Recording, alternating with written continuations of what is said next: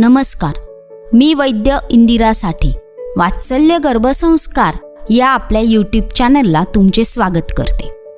आपण गोष्टीमार्फत गर्भातल्या बाळाच्या मनाला, बुद्धीला आकार देणार आहोत. बाळाला गोष्ट सांगण्यासाठी तुम्ही स्वच्छ, शांत, निवांत, प्रसन्न जागी बसा. तुम्हाला कम्फर्टेबल वाटेल अशा जागी तुम्ही बसा.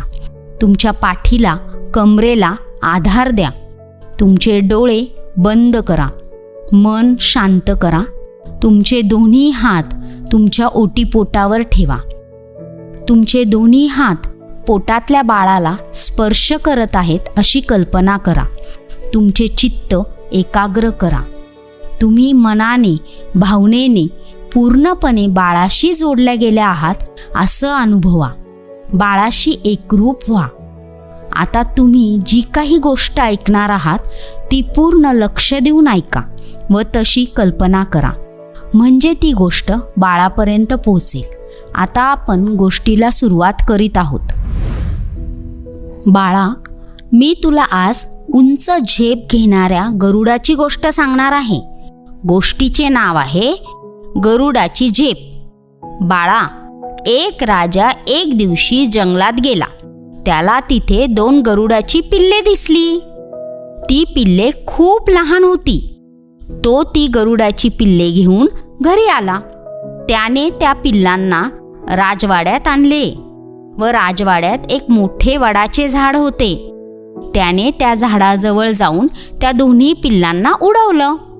दोन्ही पिल्लांमधील एक पिल्लू उंच आकाशात उडालं, परंतु दुसरं पिल्लू तेथील वडाच्या झाडावरील एका फांदीवर आधार घेऊन तिथेच बसलं. ते पिल्लू काही केल्या उडेना.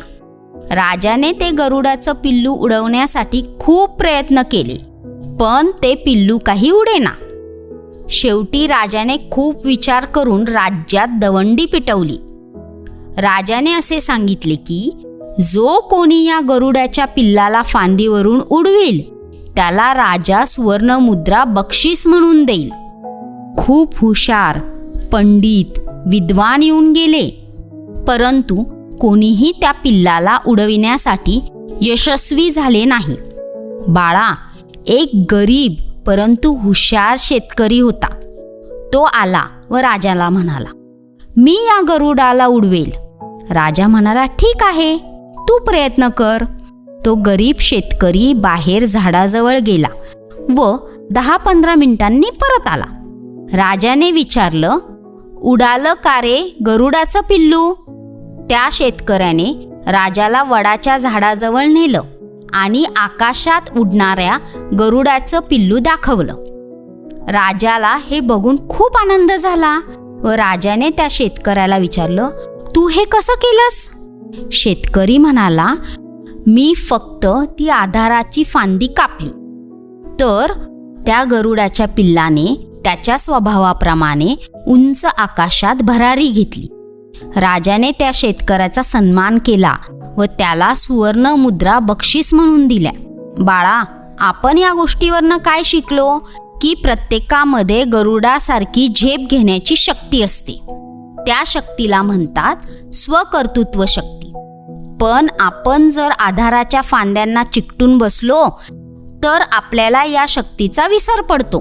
परंतु जर ही स्वकर्तृत्व शक्ती आपण ओळखली तर आपण त्याच्या जोरावर खूप उंच आकाशात भरारी घेऊ शकतो व यशाची शिखरे गाठू शकतो.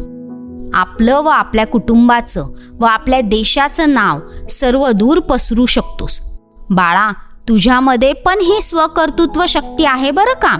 या शक्तीमुळे तू यशाची शिखरे गाठणार आहेस व खूप यशस्वी, आनंदी, ऐश्वर्यपूर्ण, आरोग्यपूर्ण आयुष्य जगणार आहेस.